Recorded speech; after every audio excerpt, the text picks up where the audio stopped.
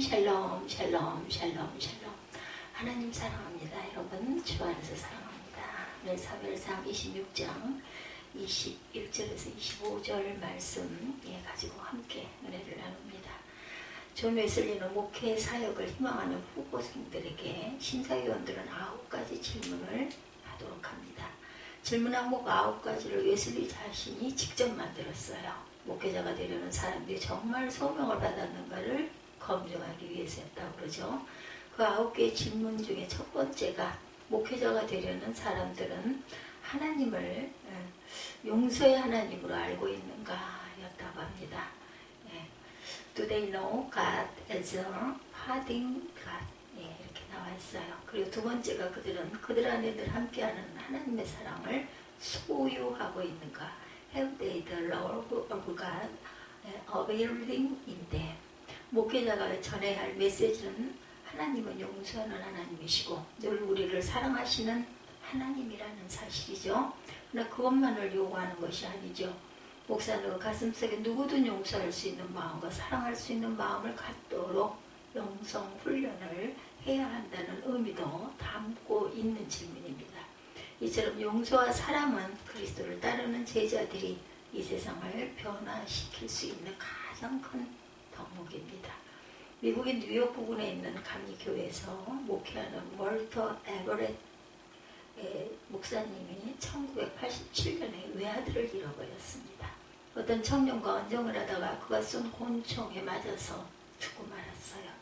외아들을 잃은 에버렛 목사님은 가슴이 찢어질 것 같고 분노가 치밀었습니다.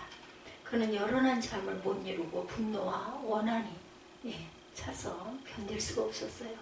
이성을 잃고 미움과 증오로 가득 찬 그는 감정을 진정시키기 위해서 하나님께 끊임없이 기도했다고 합니다. 어느 날 그는 마음의 평안을 얻었어요. 기도 중에 아들을 죽인 그 청은 마이크 칼루치 군을 용서하기로 마음을 먹습니다. 에브람 목사님은 교도소로 찾아가서 마이크 군을 면회하고 용서한다는 뜻을 전했어요. 앞으로 바르게 살아가기를 권면하고 돌아옵니다. 칼루치 군은 교도소에서 풀려나자 제일 먼저 에브렛 목사님을 찾아서 신앙생활을 하기 시작을 합니다.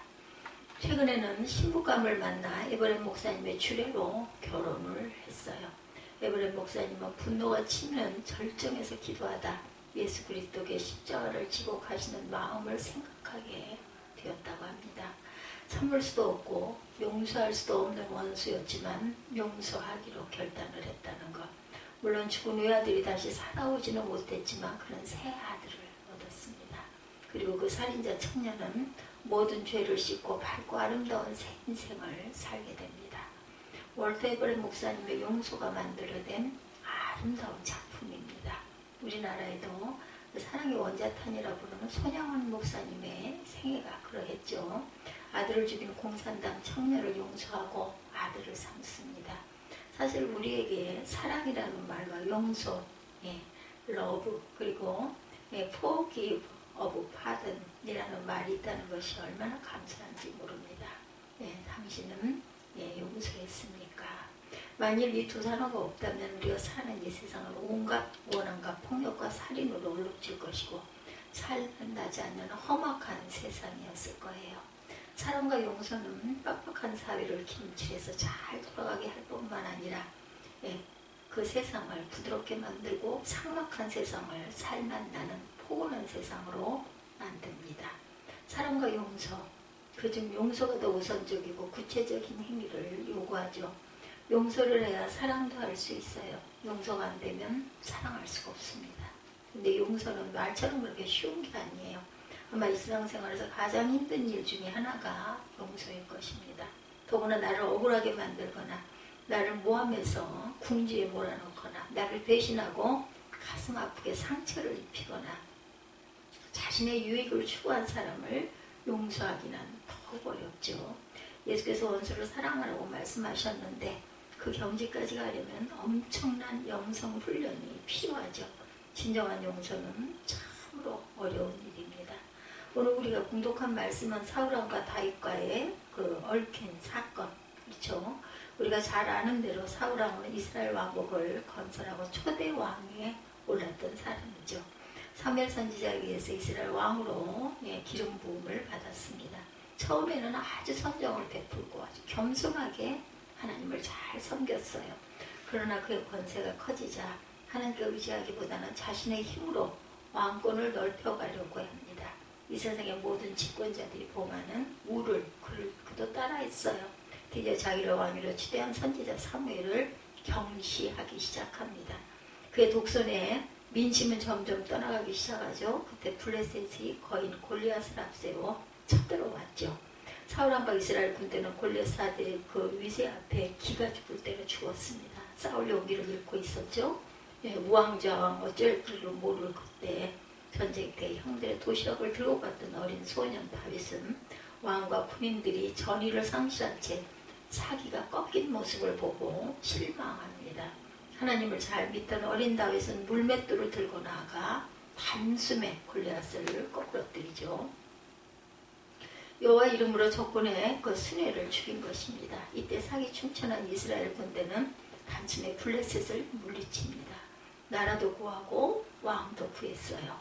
다윗의 영웅적 승리를 지켜본 백성들의 칭송이 하늘을 찌릅니다.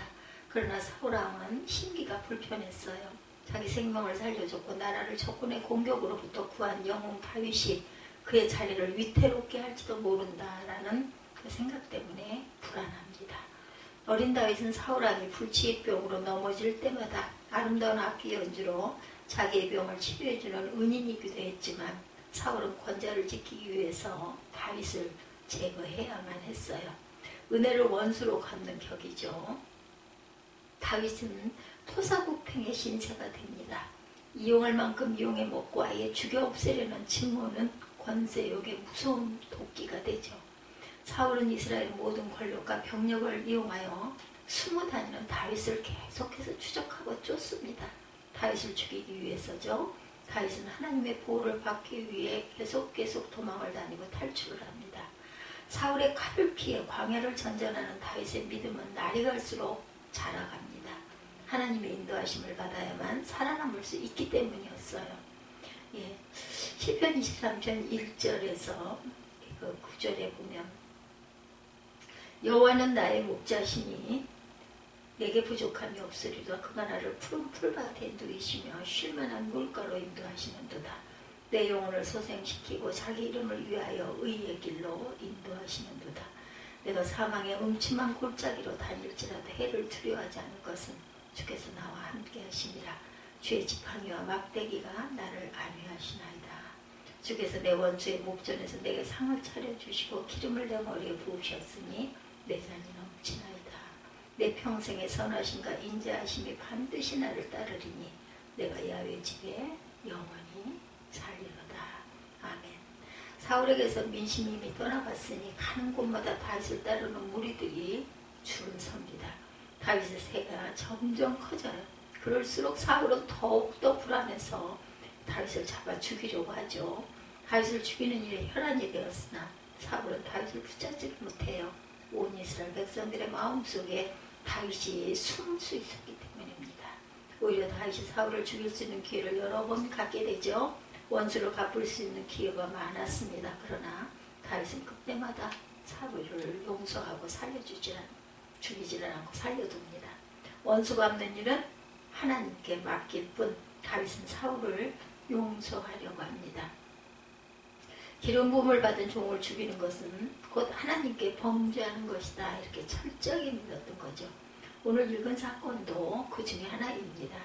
시마강의 그 십광야에 그 하길라산에 다윗이 숨어 있다는 정보를 얻은 사울은 3천 군사를 이끌고 십광야에 있는 하길라산 길가에 진을 쳤어요. 그 광경을 목격한 다윗은 밤중에 사울이 창을 머리 곁에 꽂아두고 깊은 잠에 취해 있을 때 정탐꾼 몇 명과 함께 숨어들어 머리 곁에 있는 창과 물병을 가져갑니다. 아비새라는 부하 하나가 사울을 죽이고자 제안했으나 다윗이 거부하죠. 내가 손을 들어 야훼 기름 부음 받은 자를 치는 것은 야훼께서 금하시나니 너는 그의 머리 곁에 있는 창과 물병만 가지고 가라. 11절에 보면 이렇게 명령합니다. 사울 진영을 탈출한 다윗은 언덕에 올라서서 사울을 지키고 있는 아브넬 장군과 그 병사들에게 큰 소리로 자기들이 숨어 들어가 사울왕의 머리 곁에 있던 창과 물병을 가져왔다고 외치죠. 왕을 잘못 경유한 죄가 크다며 경호한 죄가 크다며 머리 곁에 있던 창과 물병을 보여줄 때 사울이 잠에서 깨어나죠. 그때 다윗은 사울에게 이렇게 말하죠. 18절에서 20절 보면 내 주는 어찌하여 주의 종을 쫓으시나이까. 내가 무엇을 하였으며 내 손에 무슨 악이 있나이까. 원하건대 내 주 왕은 이제 종의 말을 들으소서. 만일 왕을 충동시켜 나를 헤아려 하느니가 야훼시면 야훼께서는 재물을 받으시기를 원하나이다. 만일 사람들이면 그들이 야훼 앞에 저주를 받으리니 이는 그들이 이르기를 너는 가서 다른 신들을 섬기라고 오늘 나를 쫓아내어 야훼의 기업에 참여하지 못하게 함이니가 아니라. 그런즉 청하건대 야훼에서 먼 이곳에서 이제 나의 피가 땅에 흐르지 말게 하옵소서. 이렇게 말하죠. 사울은 다윗의 이 말에 감명을 받고 회개합니다. 회개도 참 빨리도 잘해요. 21절 그 앞부분에 사울이 이르되 내가 범죄하였도다. 내 아들 다윗아 돌아오라.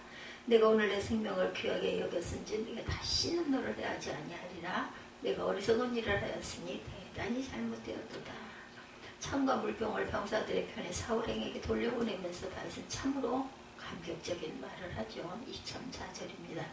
야훼께서 사람에게 그의 공의와 사실을 따라 갚으시니 이는 야훼의 손을 왕을 내 손에 넘기셨을 때 나는 손을 들어 여호와의 기름 부음을 받은 자 치기를 원하지 아니하였습니다.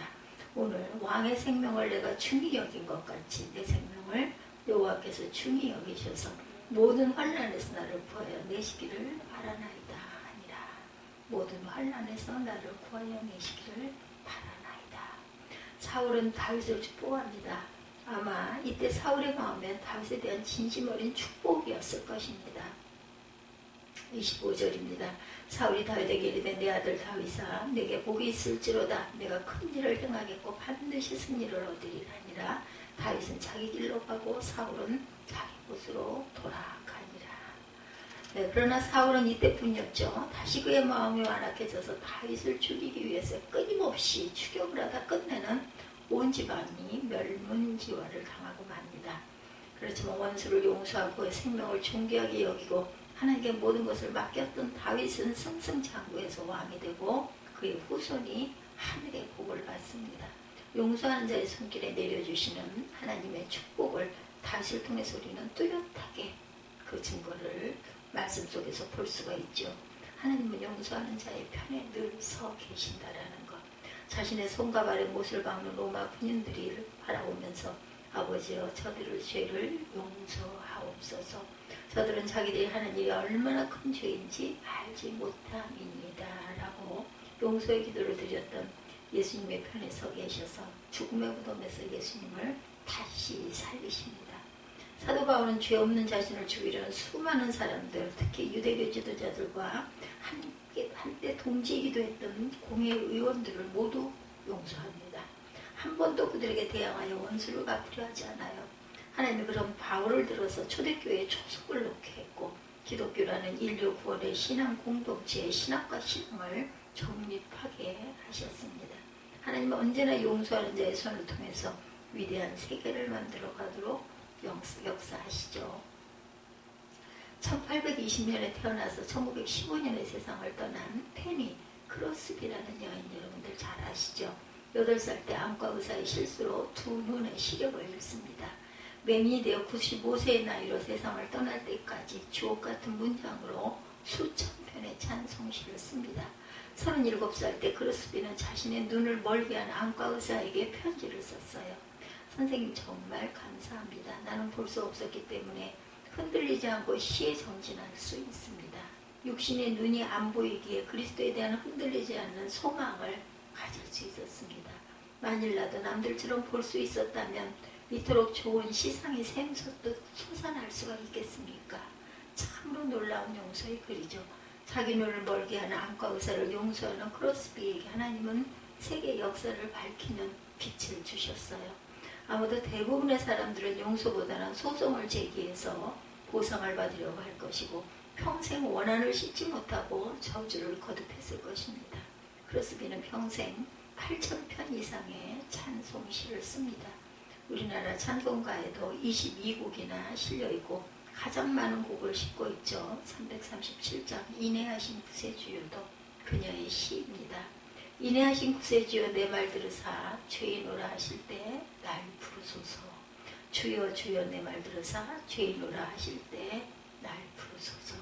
스스로 죄인임을 깨달은 크루스비는 예수 그리스도의 십자가의 은혜를 잊지 않았어요.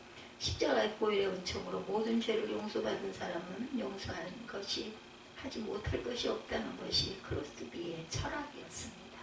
예수께서 몇 번이나 용서해야 되느냐는 질문을 받으시고 7번씩 70번이라도 용서하라고 답변하신 것은 바로 용서의 한계를 깨뜨리라는 단호한 선언입니다.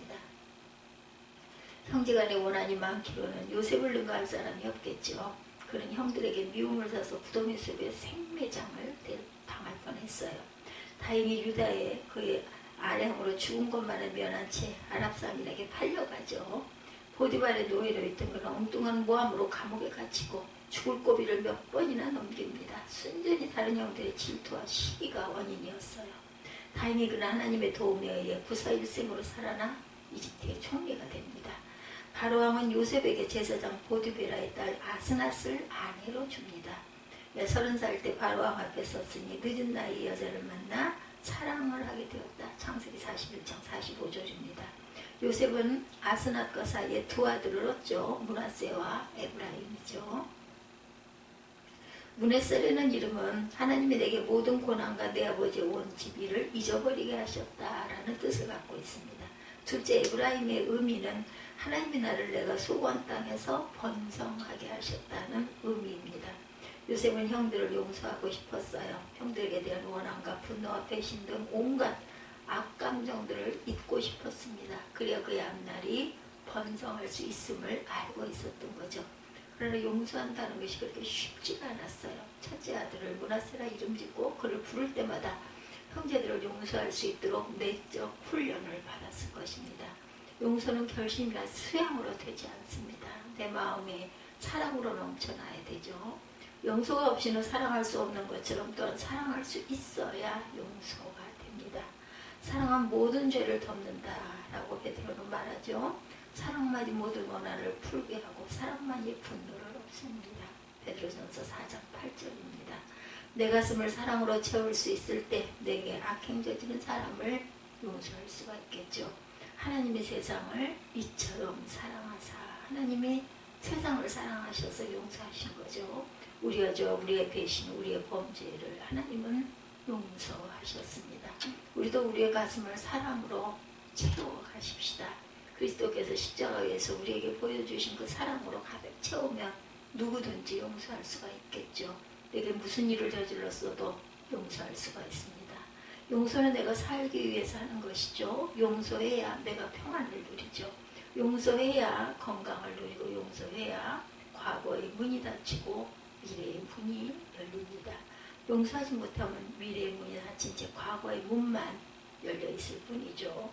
어둡고 그늘진 과거, 분노와 원한이 들끓는 과거가 미래의 문을 가로막고 있어서 미래를, 앞날을, 앞을 볼 수가 없어요. 앞이 막히죠. 다윗은 미래의 문을 열기 위해 용서를 선택한 것입니다. 용서해야 행복한 미래를 위해 힘있게 달려갈 수 있기 때문입니다. 용서하지 못하면 마치 사이드 브레이크를 채운 채 앞으로 전진하는 자동차처럼 제속력을 내지 못하죠. 과거의 원한과 분노와 미움이 나를 붙들고 잡아당기고 있는 한 앞으로 달려나가려는 나는 속도를 제대로 낼 수가 없습니다. 우리는 여기서 민족과 나라의 장래를 생각해 보십시다. 6.25 전쟁을 겪은 기성세대는 북한의 김일성과 김정일 집단을 용서할 수가 없어요. 공산주의라는 살인무기를 들고 수백만 명을 죽음으로 내몰고 수천만 명의 가족들을 생이별한 채 살게 합니다. 북한에서는 2천만 동포를 전쟁 도구로 훈련시킬 뿐 굶주림과 추위에 떨게 만드는 폭군이기 때문에 용서하기가 어렵습니다. 그런데 민족과 나라의 장래를 위해서 용서해야 평화가 온다는 것을 우리는 깨달아 갑니다. 일본도 용서하고 중국 공산당도 용서해야 합니다. 그래야 이 나라 이 민족의 번영된 미래를 위해 달려갈 수가 있다는 것. 과거가 우리를 붙잡고 있는 한 세계를 향한 우리의 발걸음이 제 속도를 내지 못한다라는 것이죠.